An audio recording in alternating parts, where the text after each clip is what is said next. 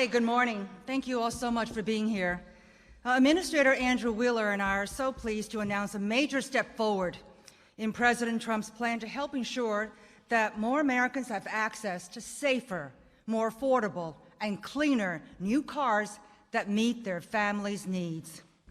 2.5 years ago, President Trump spoke with auto workers in Michigan and said that we would review and revise the last administration's unattainable fuel economy regulations. Those rules were making cars more expensive and impeding safety because consumers were being priced out of newer, safer vehicles. Our team of experts have been jointly working together, conducting a long, thoughtful, and detailed review of these rules. And today's action is an important down payment on the President's commitment. The one national program that we are announcing today will ensure that there is one and only one set of national fuel economy standards as Congress mandated and intended. No state has the authority to opt out of the nation's rules, and no state has the right to impose its policies on everybody else in our whole country. To do otherwise harms consumers and damages the American economy. It should be noted that this rule only applies to fuel economy. It will not affect California's ability to refocus its efforts on fighting the worst air pollution in the country and comply with existing regulations. In the coming weeks, we'll also be publishing the second part of the Safe Vehicles Rule, which will set new national standards, fuel economy standards. And while the second part is not yet finalized, I can say that the updated standards will be reasonable.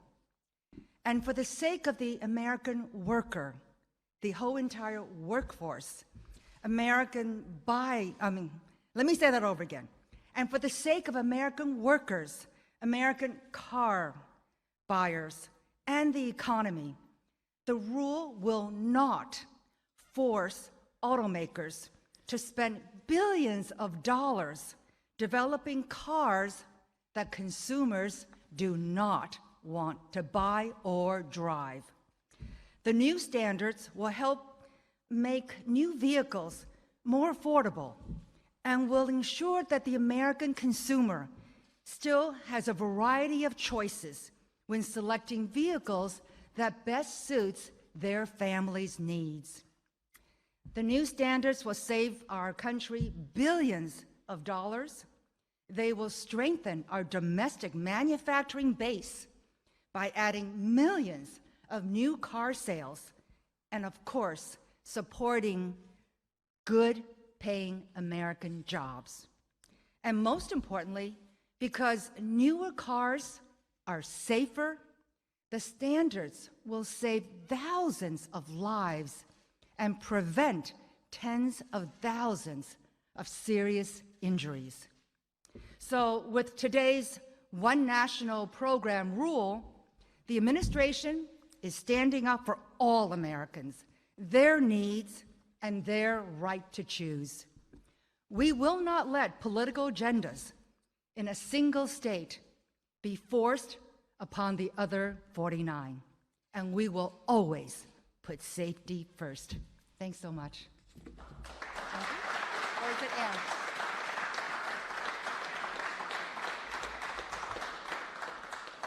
Thank you very much, Secretary Chao. It is now my privilege to introduce the Administrator of the Environmental Protection Agency, Administrator Andrew Wheeler. Thanks to Administrator Wheeler's leadership, EPA is delivering on President Trump's agenda to grow the economy and improve lives, while at the same time protecting the environment and human health. Today's action is the latest in a long line of very important regulatory reforms at EPA, and I know that he will continue to keep me and my team very busy. Please join me in welcoming Administrator Andrew Wheeler.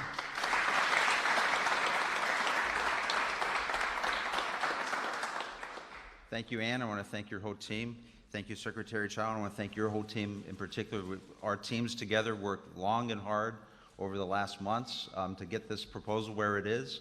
And I want to thank you and for the professionalism of your staff in everything that we've done together. President Trump promised the American public that his administration would address and fix the current fuel economy and greenhouse gas emission standards. Today, we are delivering on a critical element of the President's commitment. EPA and DOT are issuing a final action that will establish one set of national fuel economy standards. Let me be clear, our goal from the beginning was a 50-state solution. I met with CARB 3 times since taking the lead at EPA over a year ago. But despite our best efforts, we could not reach a solution. We embrace federalism and the role of states, but federalism does not mean that one state can dictate standards for the entire country. To borrow from Louisiana Attorney General Jeff Landry, CAFE does not stand for California Assumes Federal Empowerment. So we are moving forward with one national fuel economy standard. We believe the law is clear. No state has the authority to opt out of national fuel economy standards, and no state has the authority to set its own fuel economy standards that impact human safety, the environment, and commerce for the rest of the country. One national standard will provide much-needed certainty to the automotive industry, and it sets the stage for President Trump's ultimate objective, a final safe rule that will save lives and strengthen the economy by reducing the price of new vehicles and helping more Americans purchase newer, cleaner, and safer cars and trucks. This is good for public safety, good for the economy, and good for the environment. Here's how today's action works. Under the Energy Policy and Conservation Act, or EPA, DOT sets CAFE standards. EPA expressly provides that the federal government regulates fuel economy, not the states. Since there's a direct scientific link between a car's greenhouse gas emissions and its fuel economy, DOT is determining that EPA permit preempts state GHG and zero-emission vehicle programs. That's one basis on which EPA intends to withdraw the 2013 waiver for California's state GHG and ZEV programs. Separate and apart from that, EPA is withdrawing the waiver based on our interpretation and application of one of the criteria for denying a waiver. Does the state need its standards to meet, quote, compelling and extraordinary conditions? Understood in its origin and context, the California Waiver Authority exists because California has uniquely bad problems with smog-forming pollutants. There's a direct and tight link between 1, California cars and their emissions of criteria pollutants, 2, the local concentrations of those emissions, and 3, the impacts they have on California due to the state's extraordinary perfect storm of features like population, traffic, temperature, wind, ocean currents, and topography. But for greenhouse gases, the tight and direct link isn't there. California cars have no closer link to California climate impacts than do cars on the road in Japan or anywhere else in the world. And California's climate impacts are not extraordinarily distinct from those felt in other states in the same way that its smog impacts are. It makes sense that Congress carved out waiver authority for California to address its unique local problems. It does not make sense to use that authority to try to address national and global issues like greenhouse gas emissions. It's time to put California's waiver back in its box, the box that Congress always intended it to stay in, California's unique, extraordinary criteria air pollutant issues. Today's action does not impact a number of other California programs, including its low-emission vehicle program designed to address harmful ozone and other forms of air pollution. This will allow the state to focus on addressing its air quality problems and finally achieving compliance with EPA's national ambient air quality standards. California has the worst air quality in the United States. It has 82 non-attainment areas and 34 million people living in areas that do not meet the NAAQS standards. That's more than twice as many people as any other state in the country. We hope that the state will focus on these issues rather than trying to set fuel economy standards for the entire country. Today's action also clears the way for our final SAFE rule. Our proposed SAFE rule reflects what we believe is the right approach to national fuel economy standards, right for public safety and the environment. And I will give 4 reasons why. First, revising the standards will reduce the price of new vehicles. The average sticker price of a new vehicle reached $39,500 in the first half of this year. This is simply out of reach for many American families. The current trajectory of the standards is one of the factors driving costs higher. In order to comply with the Obama standards, automakers need to sell many more electric vehicles. By some counts, they will need to produce lineups that are 50% electric or more over the next 7 years. However, electric vehicles cost $12,000 more to make than the average vehicle, according to McKinsey analysis. Those costs are passed on to the consumers, which is one reason why electric vehicles are still, despite billions of dollars in subsidies, less than 2% of new vehicle sales. But one way for automakers to meet the standards is to lower the price of electric vehicles and raise the price of other more popular vehicles, such as SUVs and trucks. In other words, American families are paying more for SUVs and trucks so that automakers can sell EVs at a cheaper price. It's one thing for the American public to directly subsidize electric vehicles through tax incentives. It's another thing to use the nation's vehicle emission standards to prop up a product that has minimal impact on the environment and only the wealthy can afford. Of the roughly 57,000 households that received the EV tax credit in 2016, nearly 80% made over $100,000. If these people want to buy an EV, I think they can afford one without asking low and middle income Americans to help pay for it. Compared to keeping the 2012 standards in place, the preferred option in our SAFE proposal would reduce the price of new vehicles by thousands of dollars, which leads directly to my second point. Revising the standards and reducing the price of new vehicles will save lives. Research shows that passengers are more likely to be killed in older vehicles compared to newer ones. According to the NHTSA study, a driver of a vehicle 8 to 11 years old, that's the vehicle, not the driver, is nearly 20% more likely to be fatally injured than the driver of a vehicle that was 3 years old or less. A driver of a vehicle that's 12 to 14 years old is 32% more likely to die in an accident. And a driver of a vehicle that's 15 to 17 years old is 50% more likely to be fatally injured. By revising the standards and reducing the price of new vehicles, we will help Americans purchase newer and safer cars and trucks. We estimate that our proposed revised standards to the SAFE rule could save thousands of lives. Third, we are revising the standards in a manner that will have a negligible impact on the environment compared to the current standards. Here are 2 important facts that the public needs to know. First, even the most stringent vehicle standards imaginable will have only a minimal impact on global temperatures.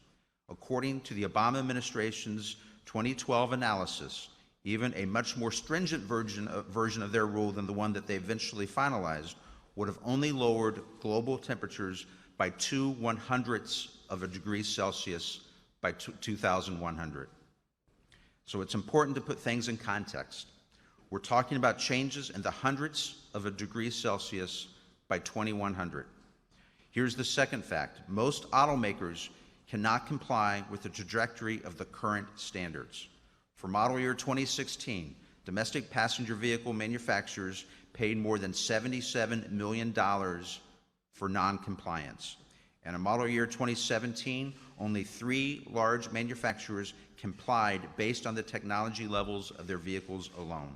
Most large manufacturers used banked credits along with technology improvements to maintain compliance. The most recent DOT data on credits and the shortfall between the fleet and the CAFE compliance suggests that this figure may rise dramatically due to the increasing stringency of the Obama standards. For example, the total shortfall in CAFE credits for model year 2018 is the equivalent of almost $1.3 billion, more than 10 times higher than the equivalent shortfall for model year 2011, which was just over $100 million. This begs the question, why keep the standards that automakers can only comply with through credits and paying fees? We believe that the changes are needed and that the SAFE proposal set forth our view of what changes are appropriate. And because our rule would remove certain credits and fees, our standards would have a negligible impact on the environment compared to the current standards. Fourth and finally, revising the standards will help more Americans purchase newer, cleaner, and safer cars. The average age of vehicles on the road today is a record high of 12 years. In 1990, the average age was 8 years. Either consumers cannot afford the price of new vehicles, or they are not interested in purchasing certain types of new vehicles. Either way, the lack of fleet turnover creates a host of problems, the most important of which is passenger safety. By revising the standards, we will reduce the price of new vehicles, and as prices fall, President Trump's vision becomes reality. More Americans will be able to purchase newer, cleaner, and safer vehicles they actually want to buy. The President knows that accelerating fleet turnover is good for the auto industry, it's good for consumers, it's good for public safety, and it's good for the environment. Thank you for your time today and for your attention, and thank you for joining us today.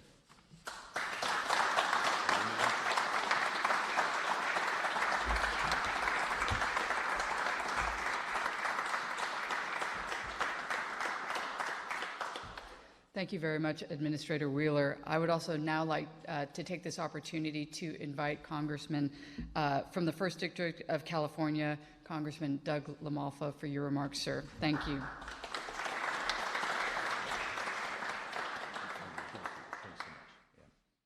And thank you very much. I'm delighted to be here today for this subject matter especially. In my real life, I'm a farmer in Northern California, and I'm very in touch with our constituents on what their automotive needs are. And what we're really talking about, the bottom line here, is auto choice. People in this country still like to have choices. And when I saw this Obama-era mandate coming down the line a few years ago, and thinking, how realistic is it by the year 2025, all automobiles in the fleet would have to average 55 miles per gallon. I can't even think of what a 55 mile per gallon vehicle looks like right now, especially for what that means for the average buyer. You know, is that a mom needing to get her kids to school and off to do the other chores, or a dad, or people just that might want to have a vehicle with a little bit of room in it because they got some guys my size, right? So I think that what we're really seeing is that this administration, and I want to be very thankful to Secretary Chao, Administrator Wheeler, Assistant Administrator Itzel, on listening to the people on this situation. California Air Resources Board, for my constituents, they plead with me and my state legislative colleagues to say, can we have some relief from their latest dream they have each month or each 6 months on a new mandate. I have legislation to make it, for example, less costly to buy full-size trucks for people to use in agriculture. If you got it, a truck brought it. Everything you have has been brought by a truck. And so we want to update trucks, have them burn a little cleaner, a little better, but there's a punitive tax, a federal excise tax, anywhere $12,000 to $15,000 on top of all the rest of the tax for buying a new truck to update with. If we want to incentivize it, we need to give people what they need and have the affordability for it. Same thing goes with automobiles. Administrator Wheeler really hit it out of the park from where I was sitting, that this comes down to subsidizing other people into these electric vehicles. And we know, standing alone, electric vehicles do not pay. And the electricity comes from somewhere. It doesn't just magically happen nearby. I have a lot of the power lines running from my district, from hydroelectric plants and other plants, many miles through my rice fields to go to the urban areas so people can feel good about themselves and plugging into their electric car. So the reality is, the better we can make our gasoline-powered vehicles, the more efficient, and the tailpipe is still clean on all these cars, no matter what their size, what their MPG is. So what we're really talking about is we're chasing CO2 numbers here. So the reality is that our manufacturers are making better cars than ever on efficiency, on aerodynamics, and cars that you like to drive. I'm a car enthusiast myself, and one of the manufacturers I'm not very happy with cutting a deal with California, going behind the backs of this administration who's looking out for consumer choice in this country. So at this point, I hope we can keep going straight ahead, and I will support the efforts of Administrator Wheeler and EPA Never thought I'd be saying that a lot about that, but and Secretary Chao, and right home in my own district, we're just now putting out a 54,000-acre forest fire. If you want to talk about air quality, year after year after year, hundreds of thousands of acres of forest burn in the West. And I realize that's a different building down the street with USDA and our Forest Service, and they're working on making things better. And also this migratory emissions that come from other areas that affect our state too. So forcing us into our little caves in our little tiny cars is not going to change the situation for my constituents, for Californians, and certainly to have the state of California and the California Air Resources Board dictatorial policies going towards the rest of the 50 states. Again, my people plead for relief from CARB to say, let's put reasonable regulations back in place. So I hope this administration does not give up at all on fighting CARB, and because that's all California seems wants to do is fight us here in Congress and this administration. Every day they think up a new lawsuit, a new thing to come after, as we're just trying to make jobs happen in this country, not in China. All these things have to be manufactured somewhere else to make these electric cars go. Why aren't we mining the materials in this country we need for batteries, for this high-tech apparatus we need across the board? Instead, we expect other countries to supply it to us, supply the manufacturing, supply the raw materials. So we're on the right track because we can do it better, more efficiently, more ecologically soundly in this country than anywhere in the world if we're allowed to do it. So again, my thanks, Administrator Wheeler, Assistant Administrator Itzal, and Secretary Chao, and everybody in this room here today that is being part of this to give us our choices back for our constituents, for what they need, not what they need in Sacramento. Thank you.